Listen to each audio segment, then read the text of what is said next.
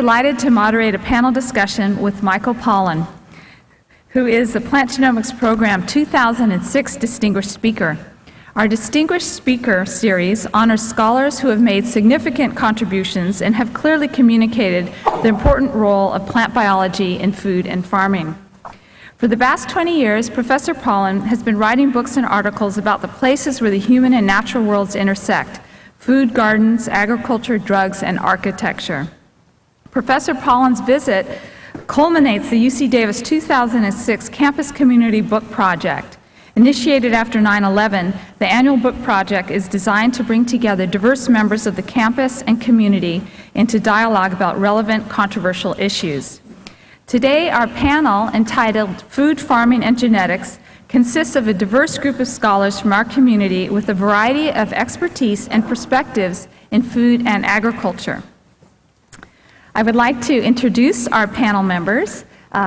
First, Charlotte Biltikoff is a postdoctoral scholar and lecturer at UC Davis with appointments in both American Studies and Food Science and Technology. Her research looks at the history of dietary movements and the relationship between dietary ideals and social ideals. Prior to graduate school, Charlotte worked as a cook in several Bay Area restaurants, including Green's Restaurants, as well as writing a monthly food column and community cookbook. Desmond Jolly has been an agricultural extension specialist in UC Davis's Ag and Resource Economics Department for 35 years. For the past decade, Desmond has also served as director of the statewide UC Small Farm Program, providing resources and support for the 60,000 small farms in California. Desmond is also a pioneer in agritourism and a founding member of the International Association of Agricultural and Rural Tourism. Michael Pollan is our 2006 Plant Genomics Program Distinguished Speaker. Neil Van Alphen is the Dean of the College of Agricultural and Environmental Sciences at UC Davis. His current research examines how viruses of fungi can be used to control plant disease. He is also a consultant on effects of air pollution on environmental health. Neil has served on numerous national committees and boards and is an elected fellow of the American Phytopathological Society and the American Association for the Advancement of Science. For the past 20 years, Mark Van Horn has directed the UC Davis Student Farm, a teaching facility of the Plant Sciences Department. Through hands-on field-based learning, Mark has taught sustainable practices in agriculture not only to hundreds of UC Davis students, but to local community members and farmers as well. The farm's market garden has supplied student-grown organic produce to the local Davis community and UCD Coffee House for many years. Carl Mogul is a recent graduate of UC Davis, majoring in genetics. He wrote a science column for the California Aggie for 3 years and currently hosts a science news radio show, The Inoculated Mind. He's currently applying to graduate school to study plant genetics and journalism. So I'd like to get started, and what we'll do today is each of the panelists will have a question for Professor Pollan, and Professor Pollan will answer the question. After we go through the 5 questions, we'll open up the questions to the audience. So I'd like you to feel free to direct your questions to either to Professor Pollan or any of the other panel members. So I'd like to take the first question from Charlotte Biltikoff. Thank you. Thanks for coming here today. It's really an honor to be able to ask you a question. Thank you, Charlotte. I noticed in your book that you have 2 very different depictions of the relationship between food consumers and food systems. For example, you talk about the industrial food system as having transformed us into industrial eaters. And you also talk about consumers as co-producers of new emergent alternative food systems. So in the first scenario, consumers are passive, maybe even the dupes or the victims of the food system. And in the second, they're very responsible, active agents taking part in producing the food system. So I wonder if you can say more about the relationship between consumers and food systems, and in particular about what role you think consumers may have played in the production of the industrial food system. Good question. Well, it's great to be here, and I appreciate the opportunity to address everybody and participate in this project, which to me is very exciting to have be able to speak at an event where so many people have familiarized themselves with my work, for which I'm grateful. Consumers are both active and passive members of a food system, whether it's industrial or organic. I think there's no question that our tastes are manipulated and shaped by marketing, by food marketing. $36 billion are spent every year to sell food. We have to believe that that money is having an effect, or it would not be spent. It would not be spent year after year. So there is an important extent to which our identity as consumers are shaped by needs, some false needs, and health claims, all the different goodies that industrial food holds out to us, convenience, sweetness, all the desires that are manipulated by advertising. There's no question about it. That said, I think that the consumer, it's too simple to say that the consumer is a blank slate on which marketers can write whatever they want, because we do react, we do respond. Marketing doesn't always work. There are food scares and food fads beyond the reach of anyone's efforts at manipulation. And on the more positive side, when you do find the consumer leaving the supermarket and making kind of decisions informed by other considerations, whether they're ethical or health or whatever, all the different reasons people are leaving the supermarket in droves right now, I do see that consumer as more of an active participant and as shaping the food system. But I think in both cases that shaping is going on. There's no question that the desire for cheap food, which is a real desire and indeed a real need on the part of many consumers, has shaped the industrial food system. It's a very dialectical process between the marketing messages we get and that Whole Foods is also on the supposedly more positive side of the ledger. They're also shaping our desires. They're very clever marketers. So it's not like we're all passive on the industrial side and all active on the organic or sustainable side. It's a little mixed on both sides. The reason I lay emphasis on the consumer as an actor and as a real creator of things on the other side is that so much of that has been consumer driven.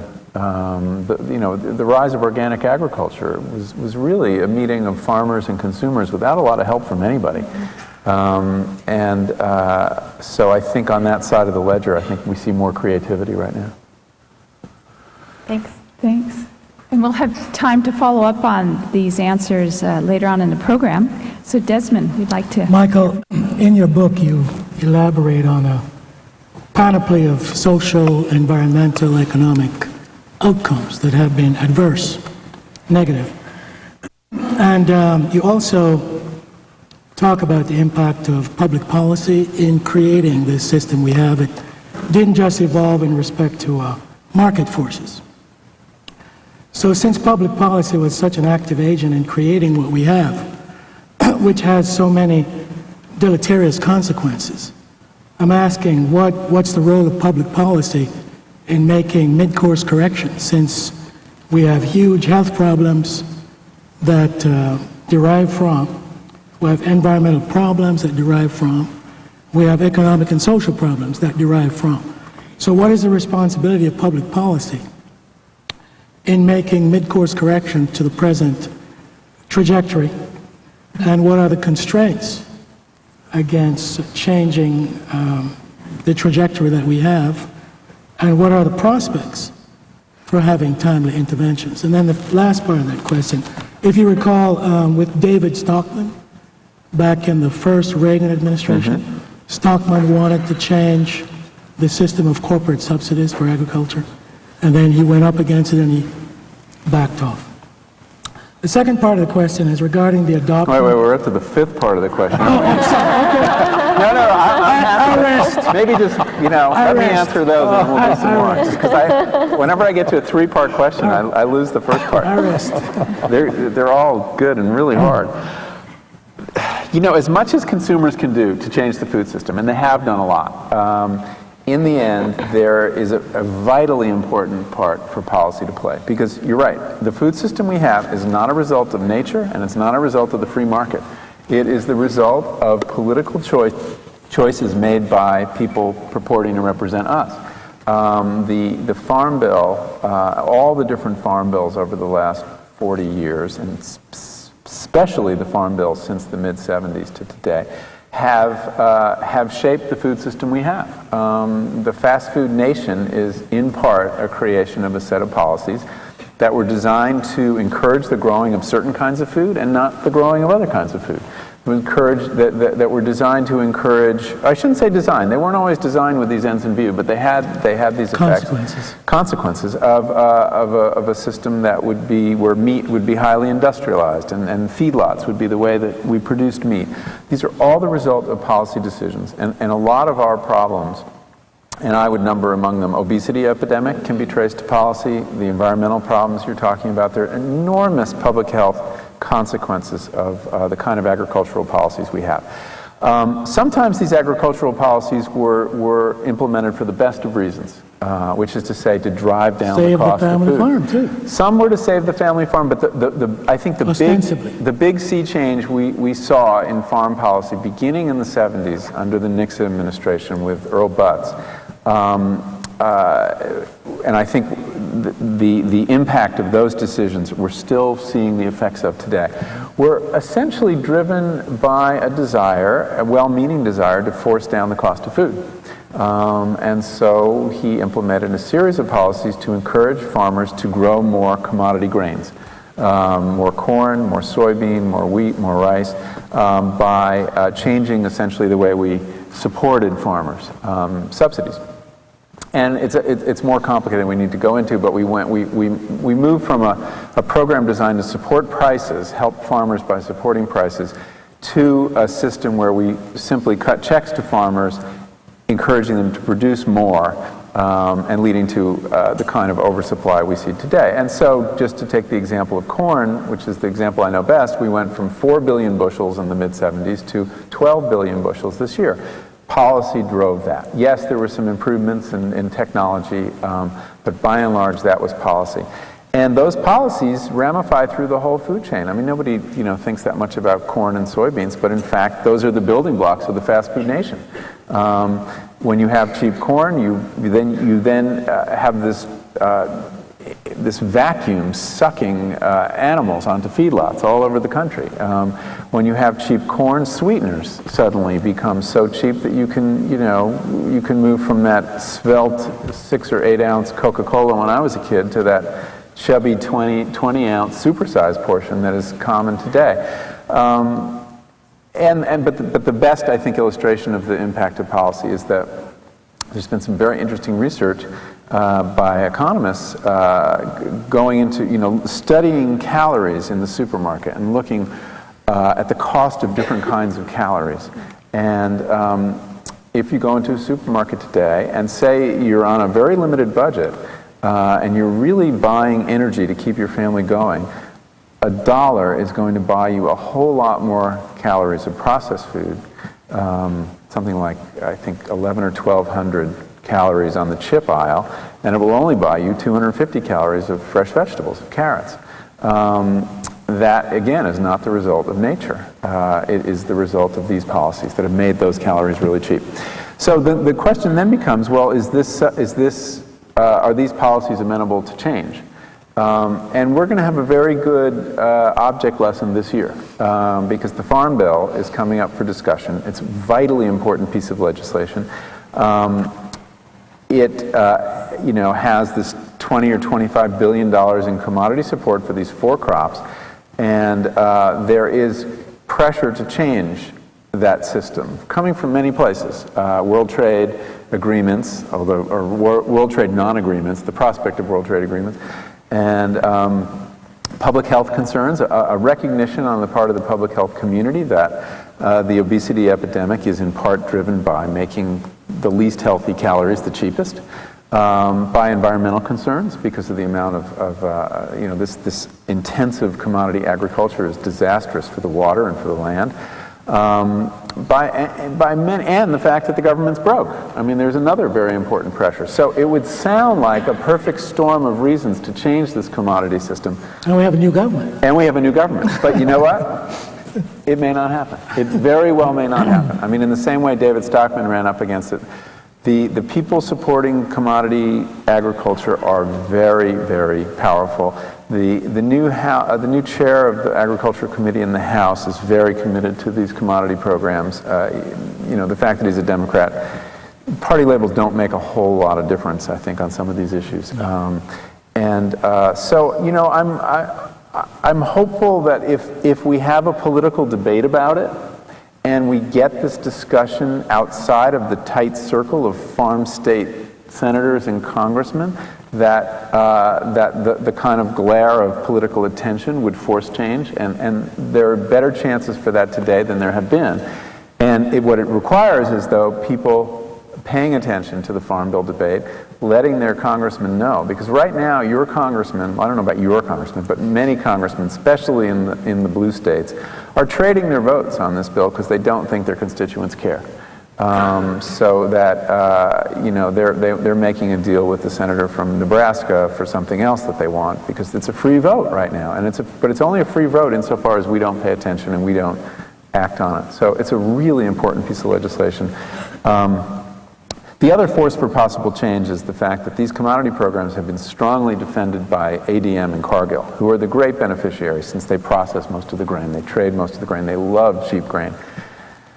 And there are signs that they have, that their support for these programs is waning, and that they truly have become global companies and are willing to throw their lot in with more of a genuinely free trade environment, and that they have trouble defending U.S. commodities in their other markets, commodity subsidies. So anyway, it's got probably more technical than I should have gotten, but policy is a very important part of and it's not just the Farm Bill. There are obviously other policy. There are a lot of policy issues that get in the way of developing a vibrant local food system. I mean, for instance, the way we regulate meat plants, you know, is a whole other policy issue. Maybe we can get to that later. Yeah, if I could just jump in on this. Please. I have something. One of the things about California is that we really don't benefit very much from the price supports of the Farm Bill, and most of our economy, agricultural economy in California, is driven by the market prices, the global market. And it really, just to come in support of what you've said, is that California has done extremely well. If you look at the value of agriculture production in California over the past 30, 40 years, it's increased more than 30-fold in constant dollars. That's not 30%, 30 times in value, from $1 billion to over $30 billion in value today. And so it just tells you that agriculture can do well if it's in an open, competitive market, if they're nimble and at the cutting edge of technology, which we are here in California. And so I would say we have done well showing that the Farm Bill isn't necessary. Would you like to follow up with a question? Yes, thank you. I've really appreciated the opportunity to interact with Michael, because I've been a real fan of his writing for some time. I've thoroughly enjoyed your book, The Botany of Desire, and certainly your most recent book. And in your books, you use a device of helping us understand the interrelationship between humans and our crop plants, and describe how these plants have actually used us in their evolution, and use as an example, particularly in your most recent book, that of the evolution through the facility of man, human, to evolve from a grass called teosinte from the Mesoamerica in the prehistoric times into what is today maize, corn. And that this is an incredible jump in terms of what the difference between teosinte and maize is biologically. And this is really clearly some incredibly visionary farmers and scientists, agronomists of that era that led this evolution of this plant. And so fundamentally, my question is, fundamentally, what is different between what they have done in terms of helping guide the evolution of teosinte to maize that from what our scientists today are trying to do through biotechnology in helping to further, again, the evolution of plants to the mutual benefit of humans and the planet? Well, I think there is a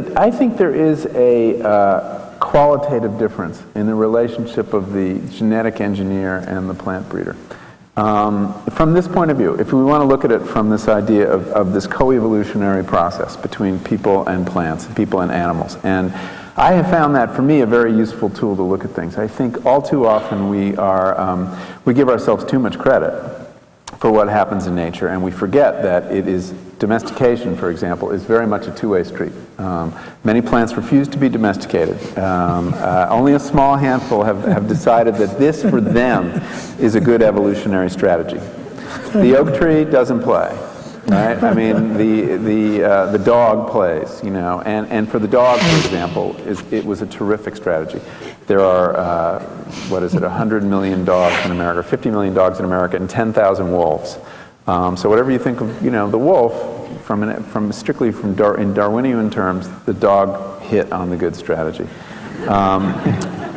And we are manipulated by these plants. And I mean, just look at this man, you know, wearing this corn shirt. This plant has colonized not only our landscape, but our bodies. The way this domestication, this coevolutionary process of domestication unfolds, though, is a real give and take. And Darwin describes this in The Origin of Species, which is he opens, you know, with a discussion of artificial selection, which is really his term for domestication, because he thinks it's such a clear example of natural selection. It's a subspecies of natural selection, and that the creature puts forth variation, mutation, mere variability, and the breeder selects from amidst those possibilities presented by, he wouldn't have used this language, but by the genome of that plant or animal. And that process goes back and forth dialectically. I mean, we choose, and then there's more of that particular trait, and then we choose from the next generation, and by the way, we're chosen too. I mean, we change in this process. The most famous example is milk. I mean, we have evolved an enzyme to allow us to digest milk beyond early childhood. Speak for yourself. That's true. Not everybody has. Many people of Northern European descent have this gene, but that's because we've been co-evolving with this cow for a very long time, and those of us who didn't have this gene passed from the scene, or those who did have it, you know, proliferated.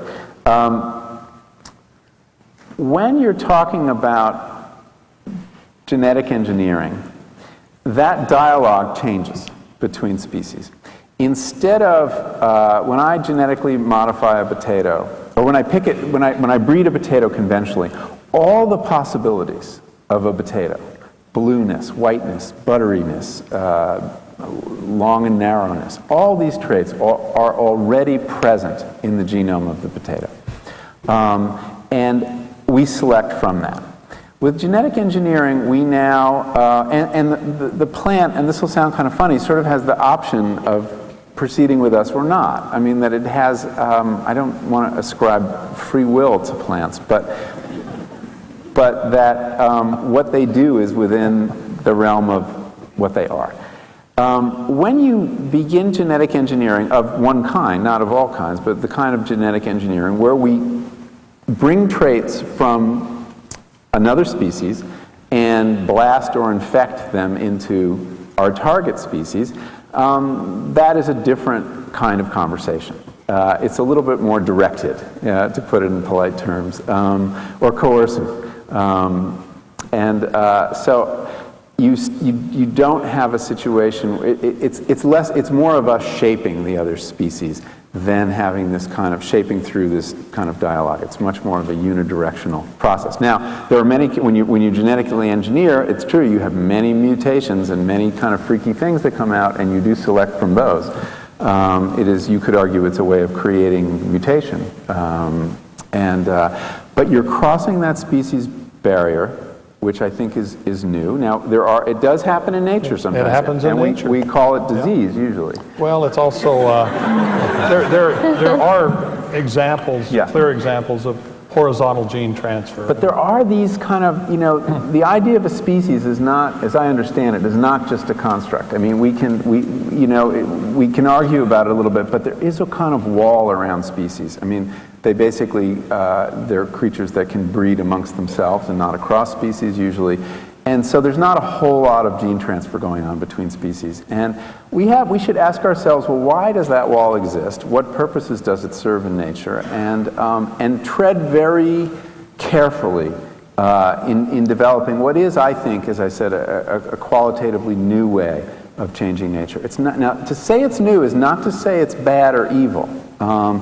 It is to say, though, that it is a radical thing, and that we, to tell ourselves, as Monsanto does, that, oh, this is just one more biotechnology like fermentation, like making cheese, these are all the arguments they told me and told a lot of people, I think doesn't do justice to what's going on and what's at stake. We can lull ourselves into a very, just kind of a not worrying about this, or we can approach it with great care and adequate regulation and a sense of the momentousness of what's at stake. So that's, from that evolutionary point of view, I do think it is different. When I read The Origin of Species and I read that first section on artificial selection, I think, well, we're not quite doing it that way anymore. And whether that's a good or bad thing is worth arguing. I think that, though, we do need to have that argument. And in this country, we have not really had it. And I think that that's a shame, because it's important. It's important to all of us. Mark Van Horn, Student Farm. Hi, Michael. Hey, Mark. Michael and I spent a little bit of time out at the student farm this morning and had a great time despite the cold wind. What I wanted to talk to you about is actually related to what our students do out there, and that's the issue of farm labor. In the book, you made a statement that I really appreciated, that related to animals in agriculture, and you stated that the problem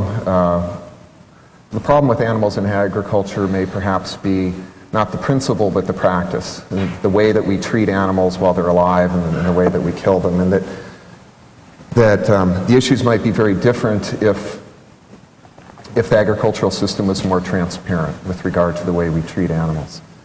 And I'd like to broaden that out a little bit and talk about not just how the animals are treated, but talk about the way a lot of people are treated. And this is particularly relevant in California with regard to the farm worker issue. It's also relevant globally with regard to literally millions of farmers globally. And the sort of policy issues that you were talking about with Desmond earlier are related to this. How do those policies affect farm workers and those sorts of things? But when we have these sorts of discussions,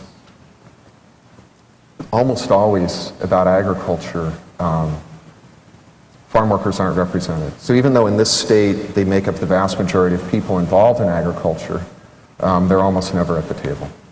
And I think that's actually a missed opportunity. Farm workers in this society are very underpaid. Almost all of them live below the poverty level. They're underemployed. They have terrible chronic health problems. They have very little access to health care. Again, there's a lot of policy issues, and right now it's become a very polarized issue because it's related to all the craziness around immigration reform and all of that. But what's very interesting to me, when we were out at the farm, you talked to a student who's involved in Students for Sustainable Agriculture, and that group has done 2 surveys of students in the last couple of years where they asked students what they cared about in their food. And somewhat to my surprise, and I think to their surprise, the question of do the workers on the farm make an adequate living and live in good conditions actually trumped issues of is it organic or not and is it local or not. Not by a large number and maybe not statistically significantly, but numerically it was actually a larger number. So there's actually, I think, a big concern for this issue amongst students, and as we talked about this morning out at the student farm, I take my lead from students a lot of times, and that's where the student farm grew out of. So I think for a lot of reasons we would really benefit from bringing farm workers to the table and engaging them in these discussions about agricultural policy and the way we do agriculture. Yet we seem to have a very hard time doing that. So, you know, your craft is communicating with people, and I've appreciated your books immensely because you take things that I know about but always stumble to try to articulate to people, and I could say, oh, just read Michael's book. Maybe you'll understand. So I appreciate that. So my question to you is what can journalists do, and what can we as a public institution of higher education, what can we do to broaden this discussion to really include this community? And I think from that we might not only learn more about the problems, but they might have some good ideas for potential solutions. Yeah, I think it's I couldn't agree more with the premise of your question, and I think I gave short shrift to the issue in the book because I was really not. I was looking mostly at a very technological agriculture on the one hand, and then a family farm situation. That Eastern agrarian model, which doesn't really apply in California. California is a very special case, and as much as California, as Neil said, has benefited from more of a free market system, it's had its own kind of subsidies, and one is such cheap labor as a result of a very exploitive system, and that has given it a powerful advantage nationally. Less so now, because now there are Mexican workers all over the country working in agriculture. The fact is, your students notwithstanding, most people, most readers couldn't care less, and that's a huge problem. I can get readers of the New York Times to care a whole lot more about animals than I can about workers on farms. Workers are invisible to them. And the fact that any labor is involved. I think your average reader, we're in California and we see it, and your students see it. But your average, urban reader of my work kind of assumes that you can pick all that lettuce with a machine. And that it's, that it's very mechanized, and there's almost a willed blindness. It was very striking when there was a picture on the cover of the New York Times about unpicked fruit because of, the flow of immigrant labor was reduced by the furor of immigration, and what devastating effect that had. But it is really invisible to people. Journalists can play a role. It's the traditional role of journalists is to give voice to people who don't have a voice and to shine light in places where light hasn't been shown. And there is, I don't think I've done a lot of this work. There is one journalist who's done a terrific job on that, and that's Eric Schlosser. And his work in Reefer Madness, the section about strawberry pickers, is fantastic. But all through Fast Food Nation, as much as people read that book as this outrageous account of what's in the hamburgers and what we're eating, if you look at it closely and reread it, it's really about labor. It's mainly about labor. It really is. And he, in a way, had the same experience that Upton Sinclair had. And he famously said, I aimed at it, because that too was about people, workers, abused workers. But what the details that got through to the culture was that there was, what was in the sausage. And he said, I aimed at America's heart and I hit its stomach. And I think Schlosser had the same effect in a way. He too, I think, was primarily interested in the workers, but that's not what made that book a bestseller. And so I think it's an enormous problem. And if I were to say to my editors now, I really want to write a big piece about immigrant labor in California, I would probably get that. Very typical answer, oh, we've read that before. And that's a real issue for journalism. When you have read it before, but need to read it again, and again, and again, how do you get that story across? It's enormously challenging. But I agree, these are people who know a lot about agriculture and know a lot about food, and do need to be brought into the conversation. The fact that many of them are not citizens is part of the problem. We don't have mechanisms for bringing non-citizens into, we barely have mechanisms for bringing citizens into political debate in this country, let alone non-citizens. So I wish I could see an easy way to do it. I think for me as a journalist, I need to be more alert to that, to the presence of those people, and to interview those people when I'm on a farm, because they're all around me, and I'm talking to the farmer who's setting up the systems but not actually working in that sense. And we typically do that on a field trip. Yeah, that's we right. talk to the farmer, not to the farm worker. Yeah. But I think you're absolutely right. It's a tremendous blind spot culturally. Thank you. Carl Mogul. Well, I feel very privileged to be here, and it's very nice to meet you and talk to you, Michael. I enjoyed your book a lot. I was delighted to read information on food science in your book, from the Maillard reactions that flavor well-marinated meat, to the nutritional content of produce from varying regions, and especially the insights we can gain about ourselves from carbon-13 analyses. And as you pointed out with my outfit, I am one of the people of corn, as we all are, as we learned from the carbon-13 in our bodies. I'm very interested in what we know and what we can know about our food, the science, and also the philosophies that various people have when it comes to approaching food and other issues. And we live in a time when science is helping us understand our food, ourselves, and our environment like never before. However, many people who might frequent, for lack of better words, natural or health food stores categorically reject, for example, genetically engineered foods for the reasons that they believe that they are unsafe, which, however, have had the most rigorous testing performed on them of any food ever. At the same time, we have a tremendous proliferation of untested and sometimes dangerous food supplements in the very same markets. And this is just a sort of a recent example. During the recent spinach E. coli outbreak, a food writer wrote in an article in the New York Times lambasting the dairy industry as unsafe, yet advocates raw, unpasteurized milk consumption. And meanwhile, raw organic milk had been implicated in at least 3 outbreaks of the same strain of E. coli this year. What do you think about these contradictions? And the second part of the question, and this second part is shorter. Oh yeah, we forgot your part. We got to go back to that. We won't go there, Michael. Does approaching food issues from the perspective of what is natural or not impair our ability to figure out what is safe, healthy, and sustainable? Well, I think you're right that we're very confused about science and nature, and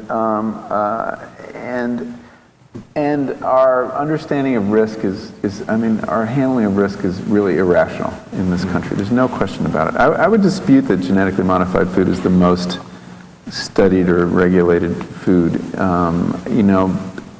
If you accept that, say, BT crops contain this BT protein, express it, that hasn't been evaluated as a food additive by the usual standards by which the FDA determines that aspartame is safe. They basically just asserted that this is a substantially equivalent food without subjecting these new proteins to those kind of rules. So I'm not sure I accept that premise that has been the most thoroughly studied. I know the industry likes to say that. There's been lots of study, and one of the reasons a lot of foods haven't been studied, though, is they don't really need to be. The apple, all these other foods, we study novelties we add to the food system, and among those novelties, I'm not sure that it's the most studied. The issue with things like, people, science and E. coli and milk, I'm sympathetic to people who want to be able to drink their raw milk. I think they are taking a risk, and they're taking a much more serious risk than they would be probably eating genetically modified food, and that there is a kind of romance there. On the other hand, you know, that individual deciding to buy raw milk is in a very different position than the individual buying spinach from natural selections, who didn't really, the order of risk is different, because you're talking about an outbreak that affects thousands of people potentially, versus someone taking their life in their hands, you know, with a very kind of small scale food system. We've always had food poisoning in this country, and we always will. I think the scale of it is affected by industrialization and the fact that we are now, in effect, you know, washing the nation's salad in one big sink in the Salinas Valley. You know, your odds might be better in some ways, but the fact is, when there is a problem, it's going to be a huge problem. Whereas when you have a smaller system built on relationships, and you know, I've bought raw milk too, but I have bought it from farmers that I knew and farms that I visited, and I was putting my faith in a relationship, essentially, you know, whether that was advised or not.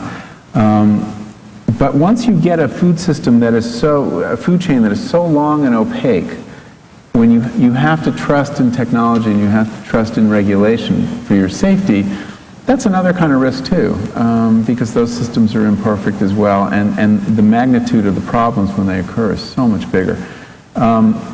I think, you know, I think science has a very important role to play in food. I also think science has had a very negative effect in certain ways. I mean, the scientific understanding of soil, if you go back 150 years, you know, took us down a path that with very mixed results. You know, science thinks it has all the answers. Or science often thinks what it can measure and what it can know is all there is to know, and misses a lot of subtleties. And we're seeing that with nutrition right now, and the focus on single nutrients, in the same way we saw that the belief that soil was all about N, P, and K, and that's really all you had to worry about, which was, you know, believed for a long time. And we get finer and finer grained understanding. But a certain, I think it's just in the same way it's important to have a healthy distrust of our politicians. It's very important to have a healthy distrust of science without being anti-scientific or irrational, especially at a time when so much science is, especially in the biological sciences and especially in food science, has such a heavy interest in you know, is being heavily funded by industry. And so that the idea of science as a completely honest broker of the truth, you know, it's just not one that we should assume. We all know that you know, I'm sure there are people on this campus that are here studying certain things because certain companies thought they were worth studying, and certain things are not getting studied because there's no corporate interest in doing so. So it's not so much that people are distorting their science, but the kinds of questions that get asked and don't get asked are heavily influenced by the agendas of the people who now pay for science. That is largely you know, the result of the decline in public support, you know, has created a vacuum into which. So, you know, that kind of healthy skepticism about science, even though it can shade into irrationality, I completely agree with you, is I think very important today, more than ever before. I was wondering if I could expand on something that you were talking about earlier with regard to genetic engineering and with plant breeding. A lot of the traits that are bred into crops are bred from other species. Do you consider, closely related species, but still other species, do you consider that to be, with what you were discussing about the relationship issue and with whether or not, you know, as you mentioned with the apple, you know, we don't need to test the apple, right? But what if you know, with tomatoes, for example, a lot of traits are bred from wild poisonous tomato species, things like that. I mean, the risks of all these things are really low all across the board, but how do you well, you factor know, in those? You might be able to. I was actually talking to Pam about this earlier. It might be there might be a reason to, and I know some geneticists who draw a distinction between using genetic engineering to speed up conventional breeding within the genome of a particular species versus ones taking it from elsewhere. And I'm not really sure, but it certainly answers that objection that you're crossing a divide that wouldn't be crossed in nature. what is natural, and it's a very vexed question, and we have to be really careful using that term. That said, one of the great insights of organic agriculture is that you can imitate what nature does. You can model on nature. Sir Albert Howard has, really kind of led us toward that incredible insight. You don't even have to understand how a soil works to husband it well and cultivate it well, and that there are models in nature. Merely saying this is natural and that is not natural, I think, is a trap. It's a very easy rhetorical trick, and I'm sure I've used it many times. It's very effective, and as it is very effective in the supermarket too. But it's cheap. It's usually cheap. But that said, we need to pay attention to the models. We need to pay attention to how nature does things, because she, if I can risk the gender crime of calling nature she, is has very important lessons. Thank you. Well, thank you all very much for your questions and thoughtful answers. And we'd like to now take questions from the audience. And please pose your questions to anybody on the panel, or I'll help direct the questions if you like. And I see one in the second row. I'll go for that. Okay. I want you to ask your two questions, but I need to repeat your first question first, so everybody can hear it. So his question concerns privately funded research, and the question's directed to Neil Van Alphen to discuss how we can justify taking private funds for public. How we make sure it's used correctly. Oh, how can we monitor that private funds are used to benefit the public mission of the university? Yeah, let me, and I appreciate the question, because I think there's a misconception about how much money is coming in to support research from private companies. And it's actually a very small proportion of the total funding that our college receives. We in fact, the Sacramento Bee, a year or two ago, tried to make a story out of this, and I told them even before they started, and through a public disclosure request, get all of our records, and I told them, you're really not going to find anything there, because we do have a lot of relationships with private industry, but there is no single industry in any single area that is of enough money that is significant. The total amount, I'm afraid I don't have it in my head, but it's certainly less than 10 to 20% of our total research funding would be from that type of a source.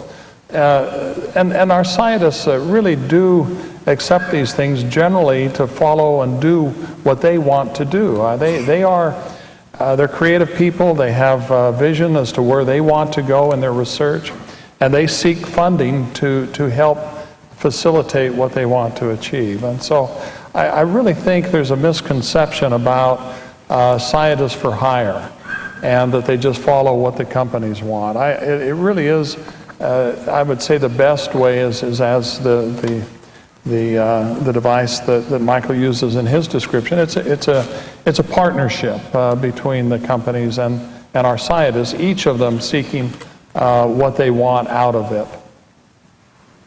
And we could take the second part of your question. Thanks a lot. There was a point in the book where there was one farmer that wanted to set up his own slaughterhouse outside the USDA, and the question is, what happened to that story? How did that story end? And is the USDA helping or hindering in this area? Well, the slaughterhouse in question, I described a small slaughterhouse opened by a guy named Bev, whose last name is escaping me right now, in Southern Virginia. And he had been just shut down. The USDA had pulled their inspectors. He'd set up this slaughterhouse to serve all the small farmers. There's this explosion of small farm meat production going on, and the real bottleneck is slaughter facilities, because over time the emphasis has been toward bigger and bigger slaughterhouses, which serves the industry's purposes and serves the USDA's purposes, oddly enough, because you know, they can, if they say, one inspector can inspect a whole lot more carcasses in a national beef plant slaughtering 400 beeves an hour than it can in a small artisanal shop slaughtering one a day. And you still need an inspector in both cases. Bev had been, after he did everything right to the rules and mortgaged his farm and borrowed all this money, he had been shut down after a few days because the USDA inspector said, "You're not doing enough here. This isn't efficient for me." And the guy left, and that closed him down. He has reopened. He has, and I ran into him at the farmers market in Washington, D.C. He's at the farmers market there, and I was speaking there, and there he was. I was so delighted to see him, and he's doing all right. And he somehow got the USDA back in. On balance, the USDA has not been helpful in this area over the last couple of years, and they've been hurtful in various ways. I don't know if that's just a lack of sensitivity or their own measurements of efficiency, but they've abetted this trend. The rules are written to make it very hard to open a small slaughterhouse, and nothing could actually help small-scale agriculture more than having lots of small abattoirs or mobile abattoirs, which they are experimenting with, because you do have a lot of farmers wanting to grow this way, grass farmers particularly, people who are doing, keeping beef on grass for their whole lives, which is a very sustainable kind of agriculture and that we need more of. So again, that's something else that could be addressed in the Farm Bill. You know, there could be money for those small slaughterhouses. Or you could rewrite the rules, because the rules are very, we have this value in American regulation, which sounds really great. It should be scale neutral, so that whatever regulations you impose on a national beef plant that's doing 400 beeves an hour, you've got to impose on everybody. It's only fair. But when you think about it, it's ridiculous. There are risks in that really fast plant, where people are working so fast that the chances of manure getting on carcasses is very high, that you need to take more care when you're doing it that way, and therefore perhaps you need a greater regulatory burden than you do in a small plant processing a lot less meat. To give you an example that I cite in the book, if you're going to slaughter animals on your farm and set up your own little abattoir, you must provide for the USDA inspector a bathroom, an office, and a shower for his or her use exclusively. Now, right there, you've got $50,000 that you have to add to the overhead of this operation, and that's enough to kill it. That's no big deal in a huge plant. So I think we need to look at those regulations. It's definitely a case where the regulations are helping the big guy. In general, regulations do help the biggest player in the market because they can amortize the cost over lots of units of sale. But I think it's a very important area for people to address, and the Farm Bill might be the place to do it. Going back to this issue of corporate money and research, it's a very subtle thing, I think, the effect that it has, but I do think it has an effect. I was just at lunch today with a couple people in one of the departments here, and they were talking about a study. Wouldn't it be interesting to compare nutrients in processed vegetables with nutrients in fresh vegetables? And they immediately say, "Oh, but who would fund that?" The people selling fresh produce, they don't have the money to do that. The people who make processed food know how that's going to come out, and they don't want to fund it. And so it really becomes this issue of what gets a lot of attention very often. It's not that it's corrupting research, but I would say that in a sense it does corrupt agendas, and I think that that's really unfortunate, and it's something we have to be alert to. At Berkeley, where I teach, we had an episode a few years ago where Novartis signed a deal with the biology department, and it really ripped the campus apart, actually, in a lot of ways. And Novartis had 2 out of 5 votes on a panel that was essentially going to determine research priorities. And after that deal expired after 5 years, there was a new dean in the college involved, and I went to talk to him, and he shall go nameless, and I won't name his department either. And I said, "So, would you sign a deal like that with Novartis now that he was in charge?" And he said, "Absolutely not. I would demand much more money."